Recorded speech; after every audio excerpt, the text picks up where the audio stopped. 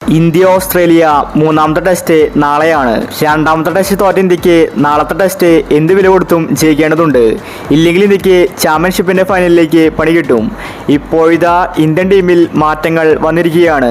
രണ്ട് പുതിയ താരങ്ങൾ സ്ക്വാഡിലേക്ക് എത്തിയിരിക്കുകയാണ്. അപ്പോൾ ഇന്ത്യ ഓസ്ട്രേലിയ മൂന്നാമത്തെ ടെസ്റ്റിനെ കുറിച്ചാണ് നമ്മൾ ഇന്നത്തെ വീഡിയോയിൽ നോക്കുന്നത്. ഇതുപോലത്തെ ക്രിക്കറ്റ് ന്യൂസിന് വേണ്ടി ചാനൽ മറക്കാതെ സബ്സ്ക്രൈബ് ചെയ്യൂ. രോഹിത് ശർമ്മയും കോഹ്ലിയും ഫോമൗട്ടാണ്.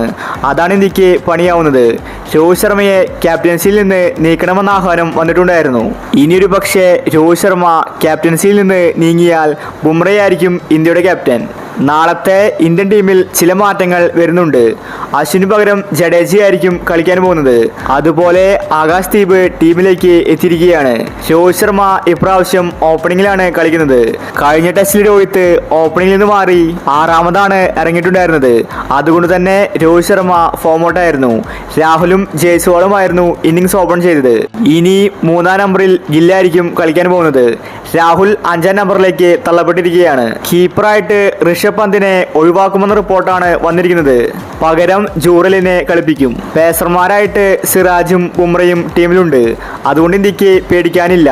ഇനി ഓസ്ട്രേലിയൻ ടെസ്റ്റിന് വേണ്ടി മുഹമ്മദ് ഷമിയെ തിരിച്ചു വിളിക്കുമെന്ന റിപ്പോർട്ട് വന്നിട്ടുണ്ടായിരുന്നു. ഷമി വന്നാൽ അത് ഇന്ത്യക്ക് ബൗളിംഗിൽ കൂടുതൽ ഗുണകരമായേക്കും. ഇനി ഓസീസുമായിട്ടുള്ള വരാൻ പോകുന്ന ടെസ്റ്റ് സീരീസിൽ സഞ്ജു സൂര്യ ഇവരെ തിരിച്ചു വിളിക്കുമെന്ന റിപ്പോർട്ട് വന്നിട്ടുണ്ടായിരുന്നു.